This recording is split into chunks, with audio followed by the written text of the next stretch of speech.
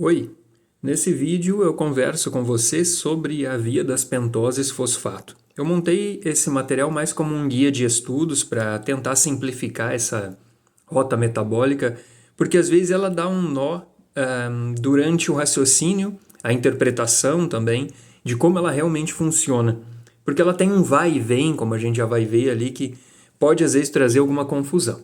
Então, começando pela ficha da via das pentoses, né, a ficha básica dela, todas as células possuem as enzimas. Então, as enzimas da via das pentoses são expressas em todos os tipos celulares, da hemácia, que não tem núcleo, mas já fica com essas enzimas ali naquela fase de amadurecimento, até o neurônio. Então, da mais simples à mais complexa, eu tenho enzimas da via das pentoses.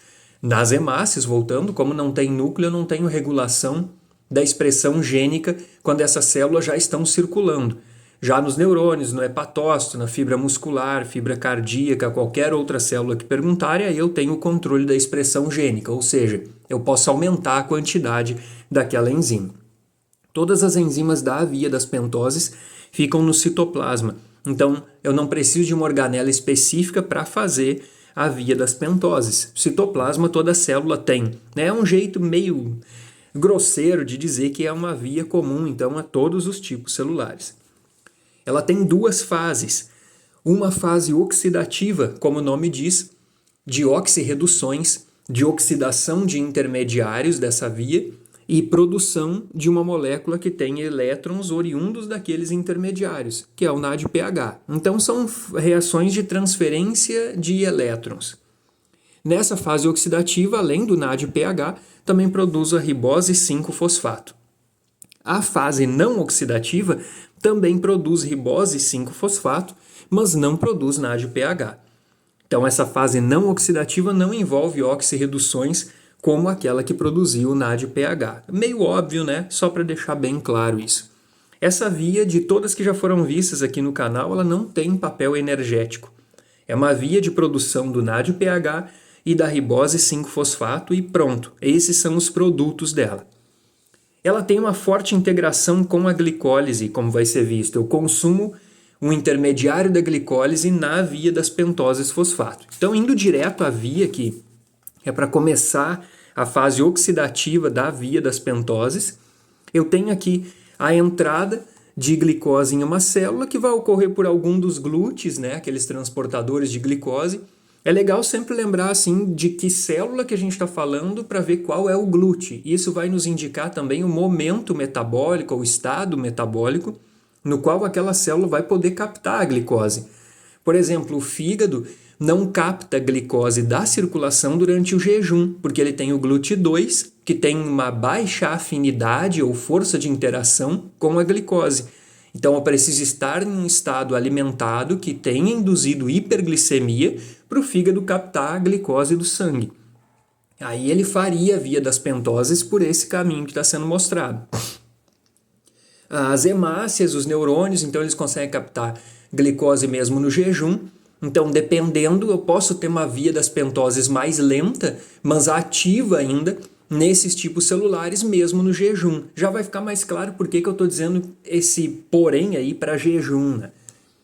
O poder da insulina, né? Já explicando, o poder da insulina no estado alimentado é muito maior. O que isso quer dizer? Que eu tenho mais insulina na circulação, a concentração dela aumentou, o nível dela aumentou, e eu tenho um efeito da insulina que é aumentar a captação de glicose em algumas células, ou mesmo induzir essa captação, como na fibra muscular e no adipócito, que tem lá o GLUT4, que vai captar a glicose de maneira dependente de insulina, porque a translocação do GLUT4 para a membrana da fibra muscular e do adipócito é estimulada pela insulina. Então, é um transportador insulino dependente. Então, no estado alimentado, hiperglicêmico, hiperinsulinêmico, eu tenho fibra muscular e adipócito captando glicose e podendo fazer a via das pentoses, ou pelo menos aumentando muito a velocidade dessa via, porque a insulina também tem papel em aumentar a expressão das enzimas da via das pentoses. Então, isso quer dizer o quê? Que já no primeiro passo a gente tem um fator, mais de um na verdade, que complica um pouco o raciocínio. Eu tenho que lembrar do estado metabólico, Qual hormônio que aparece com mais poder naquele momento, pela concentração, se ela é mais alta, né? Fazer uma razão insulina-glucagon ou glucagon-insulina, sabendo que é que vai comandar o espetáculo metabólico naquele momento. E eu preciso saber do tipo celular, qual é o GLUT que ele tem, para entender se essa glicose da circulação pode entrar naquela célula, naquele estado metabólico e qual será o destino dela lá. Depois de toda essa explicação, só para lembrar de coisas, isso já foi visto, né, aqui no canal, então eu não quero ficar muito nisso, embora até já tenha ficado um pouco a mais.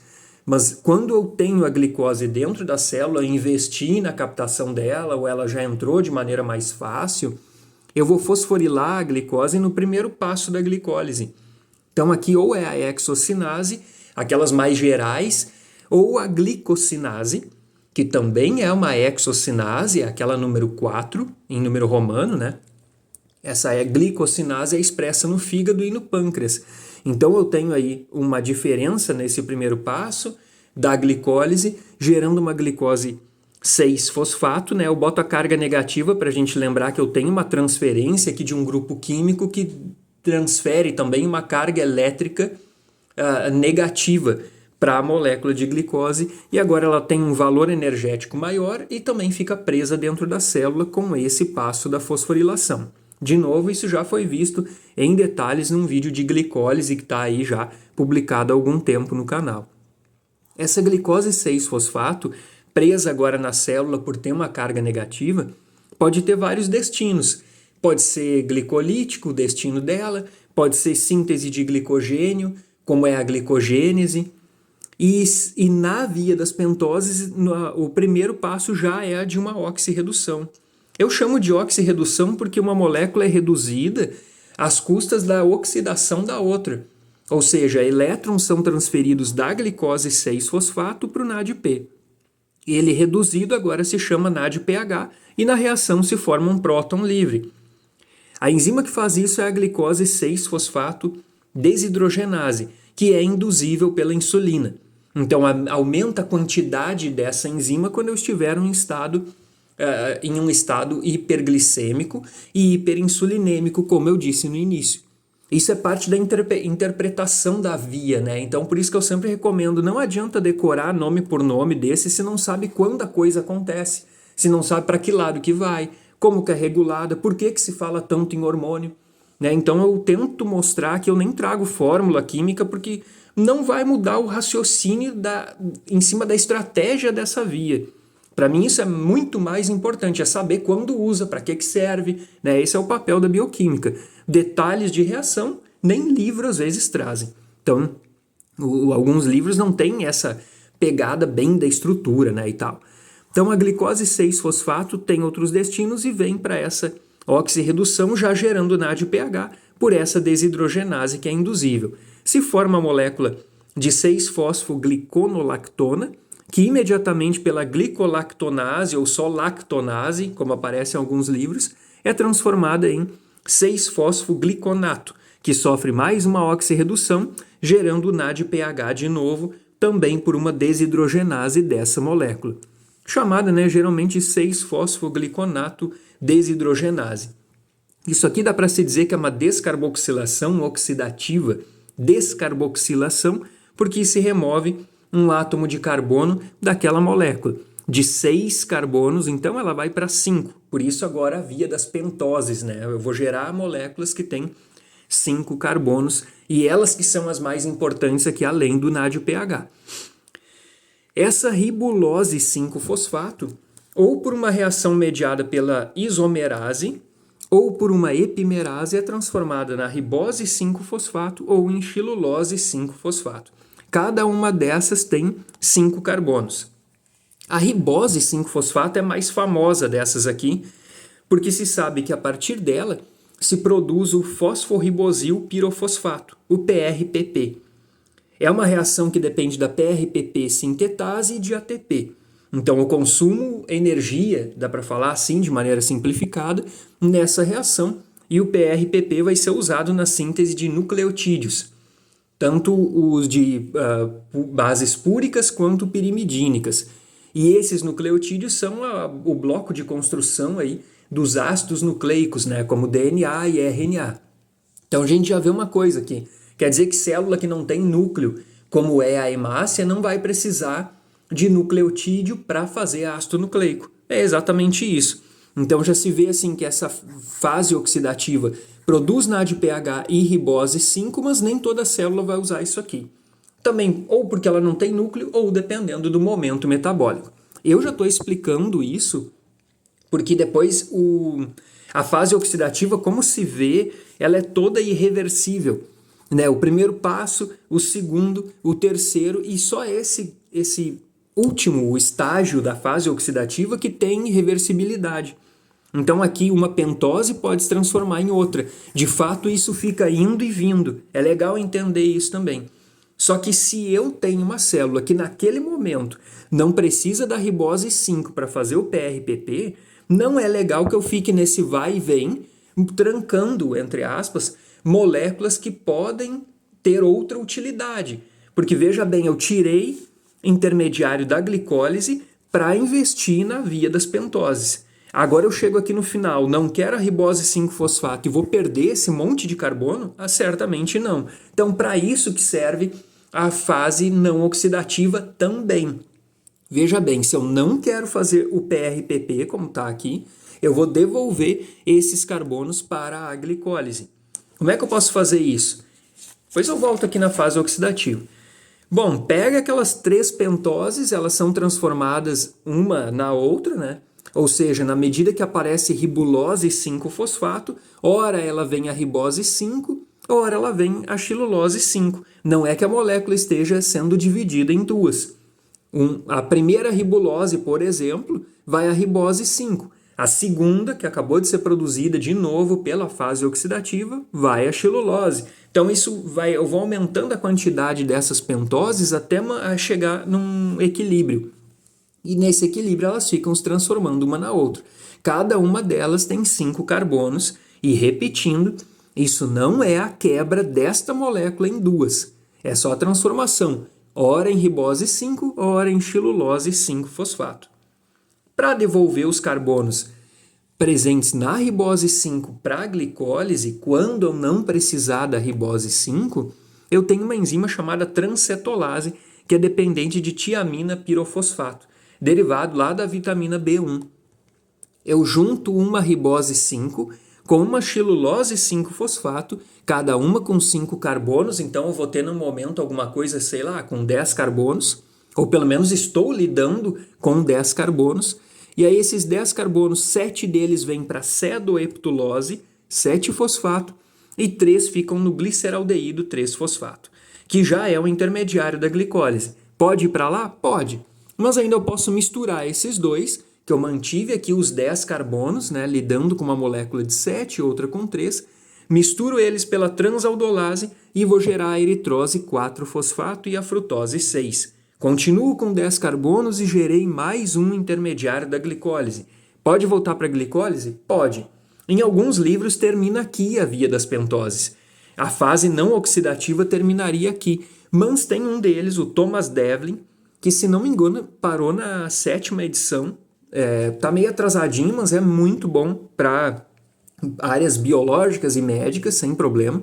E nele se fala que a eritrose 4-fosfato, que ficaria meio que sem destino ali pelo citoplasma, pode ser combinada com a xilulose 5-fosfato, também pela transcetolase, aquela mesma lá do início, formando diretamente frutose 6-fosfato e gliceraldeído 3-fosfato.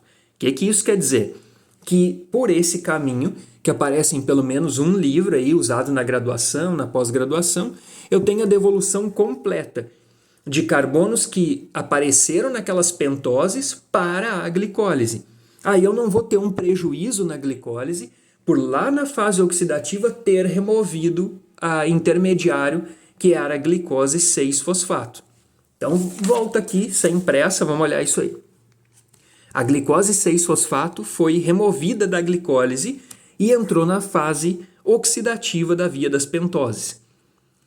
Eu queria, nesse caso, para aquela célula, NADPH. Ele tem várias funções, já vou mostrar isso aí, e eu precisava dele. Mas essa minha célula, no momento, não quer a ribose 5-fosfato Porque ela não está produzindo nucleotídeos.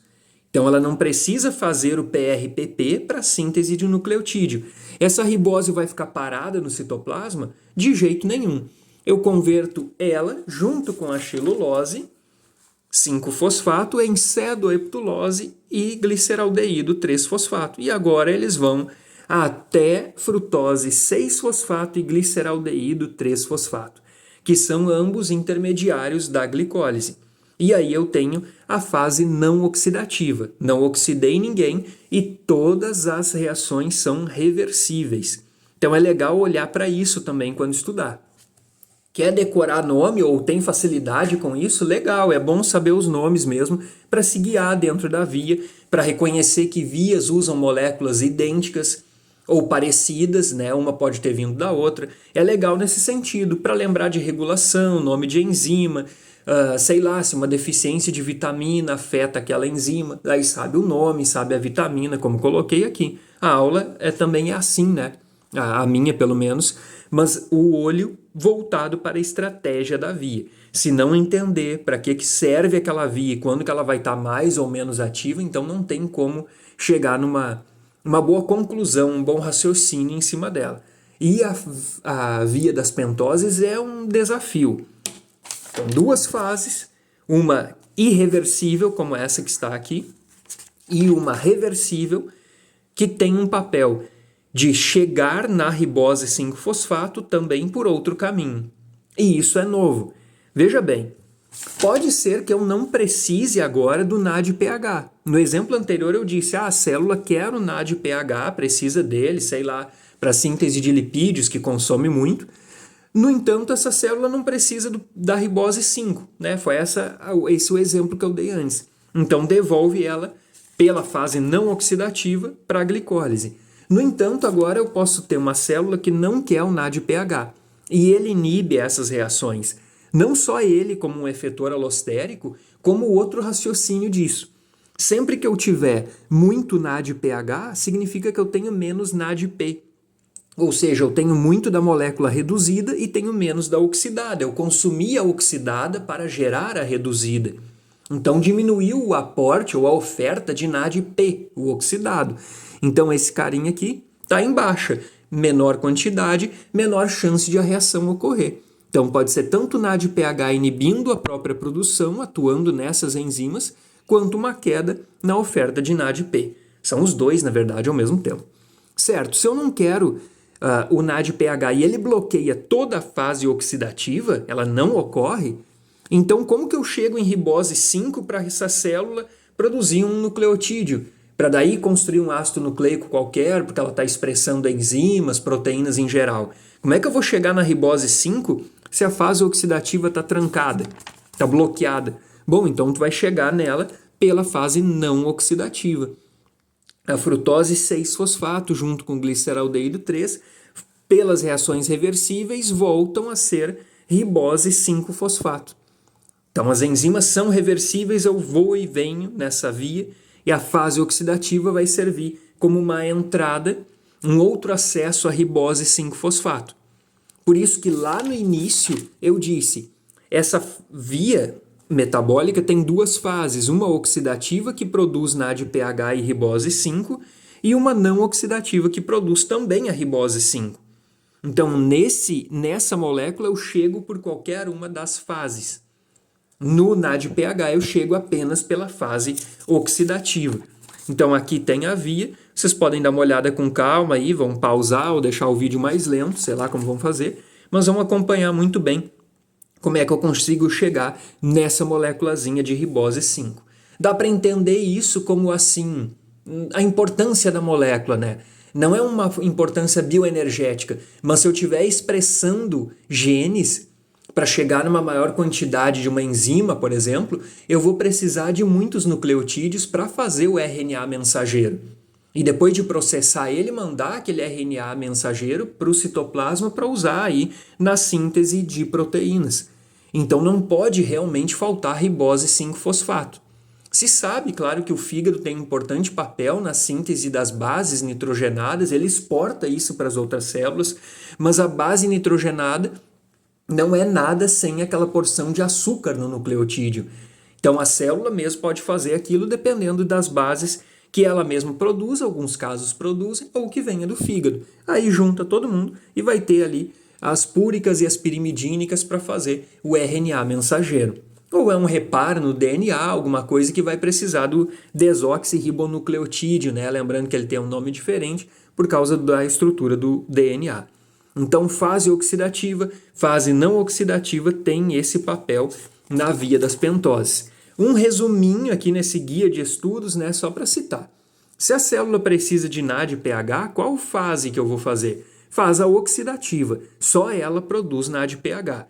Ah, eu não quero a ribose 5, então devolve a ribose 5 pela fase não oxidativa, gerando frutose 6-fosfato e gliceraldeído 3-fosfato, intermediários da glicólise, e agora a glicólise vai continuar produzindo ali ATP, o piruvato, e dando destino a eles. Então, se quer só o NADPH, a fase oxidativa dá conta disso. Se eu quiser apenas a ribose 5-fosfato, porque já tenho bastante NADPH, então eu faço a fase não oxidativa, aquela que é toda reversível. Tira intermediários da glicólise, tira, mas agora o motivo é nobre, né? Tu quer a ribose 5-fosfato. Se eu quiser os dois, eu quero NADPH e ribose 5, então faz obrigatoriamente a fase oxidativa, sem prejuízo ali, dependendo da velocidade da glicólise, de essa glicólise mais rápida, com maior acesso ao substrato, oferecer frutose 6 e gliceraldeído 3-fosfato para a fase não oxidativa produzir também a ribose. Talvez dê uma acelerada aí no contexto, mas vai ser menos importante, tá? Porque se não tem inibição via NADPH da fase oxidativa, ela vai ser preferida, até porque o nível dele estaria baixo na célula, né? E eu quero produzir essa molécula. E para que serve o NADPH? Um dos exemplos, dos primeiros que tem que vir à cabeça, é que o NADPH é usado na síntese de lipídios, de ácidos graxos e de colesterol, de maneira mais especial, pela quantidade. Então, isso aqui mostra até um link entre o metabolismo de carboidratos e o metabolismo de lipídios. É uma integração. Não é a única, né? Porque a gente sabe que o organismo pode produzir lipídios a partir de carboidratos, principalmente a partir da glicose, frutose e tal. O NADPH também é usado pela NADPH oxidase, aquela presente em neutrófilos, para a produção do radical livre superóxido. E esse radical que vai atacar bactérias, então, para a defesa do organismo e tal. Ele é consumido lá e aí eu formo o superóxido. Em reações de biotransformação ou de desintoxicação, que ocorrem especialmente no fígado, para metabolizar xenobióticos, né, aquelas moléculas estranhas ao organismo, então se consome NADPH ali. No recicle de glutationa, essa glutationa aqui é o GSH, aquele tripeptídeo que é a principal defesa antioxidante não enzimática no organismo humano. Presente na mitocôndria, no citoplasma, que se sabe assim em concentração de milimolar, ou seja, é bastante, né? Também a glutationa é usada em reações de biotransformação, fase 2 de desintoxicação celular, da conjugação, né, de glutationa com a molécula apolar, tornando ela menos então insolúvel, mais solúvel em água, melhor dizendo, para eliminar o mais rápido possível. Na redução de ácidos graxos insaturados também se usa NADPH como fonte de elétrons e outras funções aí são várias. Isso aqui é para mostrar a riqueza aí de destinos do NADPH. Então se consome muito dele dependendo da célula. Ah, hemácia não faz lipídio, não tem DNA, não tem RNA. Para que serve o NADPH lá? Ela também não faz biotransformação, ou pelo menos não de maneira significativa. Bom, lá vai servir muito para defesa antioxidante via recicle de glutationa, pela glutationa redutase, e aí eu tenho aquela glutationa oxidada, né, o GSSG, que vai ser transformado de novo em glutationa para ajudar na desintoxicação de espécies reativas e radicais livres. Então, NADPH na hemácia serve muito à defesa antioxidante. Não diretamente ele, repetindo, mas via recicle de glutationa. E como é que essa via é regulada? A regulação dela é bem simples. A gente já passou por coisa pior aqui, né, quando analisou a regulação da glicólise, do ciclo de Krebs, tem muita interpretação em cima, tem os vídeos ali só para a interpretação da regulação, mas a via das pentoses é regulada essencialmente por insulina, que estimula o uso da glicose nas células que têm receptor para insulina, que eu saiba todas, com exceção aí da hemácia, que já nem precisa disso, e aumenta a expressão, ou estimula, né, melhor dizendo, a expressão gênica das enzimas diversas envolvidas com o metabolismo da glicose. Se é a glicosinase, que é induzível, que aparece no fígado e no pâncreas, ou é a glicose 6-fosfato desidrogenase, que é a primeira enzima, da fase oxidativa da via das pentoses. A 6-fosfogliconato desidrogenase é aquela outra que produz NADPH na fase oxidativa também da via das pentoses. São todas induzíveis. Isso aqui está dizendo assim, eu vou usar melhor a glicose, usar mais rápido, eu vou ter mais enzima para lidar com essa glicose, seja na glicólise ou nas vias que vêm abaixo dela. Como eu tenho uma integração da via das pentoses com a glicólise, eu tenho o estímulo das duas em alguns tipos celulares. A via das pentoses também é regulada pela oferta de substrato. Não é bem regulação, mas o sistema atende à demanda. Tem bastante glicose 6-fosfato, então a via pode começar. Mas isso se eu pensar na fase oxidativa da via das pentoses, que é aquela que consome glicose 6-fosfato. Se eu pensar pelo outro lado, eu preciso da frutose 6 e do gliceraldeído 3-fosfato para iniciar a fase não oxidativa. Mas se a glicólise for estimulada, aqui pelo uso da glicose e tal, então eu tenho uma velocidade maior de oferta de substrato para começar também a fase não oxidativa. O NADPH via razão NADPH-NADP vai ajudar na regulação principalmente da nossa fase oxidativa que está aqui em cima. Então, esse NADPH é um regulador de sua própria produção, como já tinha explicado antes. Então, via das pentoses é complicadinha, tem esse vai e vem, mas se precisar de um apoio aí, deixa o seu comentário, aí na medida do possível eu já respondo, sobre a via das pentoses, sobre alguma célula específica. Então, não produz ATP, não produz NADH, não produz FADH2, mas tem importância crucial na construção de novas moléculas, porque ela oferece aí o NADPH, que pode ser visto como poder redutor ou fonte de elétrons, é melhor de dizer, e essa fonte de elétrons é importante para a construção dos lipídios, né? Lembra que ácido graxo vai ser transformado em fosfolipídio para a composição de biomembrana. O colesterol é parte importante de biomembranas. Então, para construir uma célula nova, para reparar uma célulazinha que teve um dano em membrana, eu vou precisar desses lipídios para reposição. Ácido graxo para armazenar como triglicerídeo na célula específica para isso. Né? O fígado produz, tecido adiposo armazena. Então, esse contexto todo tem que ser levado em conta. A defesa antioxidante, como eu citei, biotransformação. Então, assim, já havia uma coisa, né? Via das pentoses fosfato no fígado é muito intensa, porque o fígado é a casa de produção de lipídios e também de biotransformação.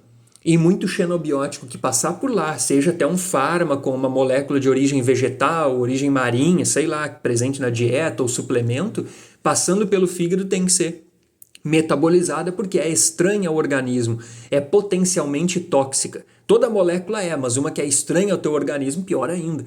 Então isso tem que ser depurado rapidamente e aí a via das pentoses vai mostrar a importância que tem oferecendo NADPH para esse processo. Então, obrigado por ter assistido e repetindo, essa via dá nó sim, não tem problema nenhum se não entendeu num primeiro momento, vai em frente, não desista que vai dar tudo certo. Até mais!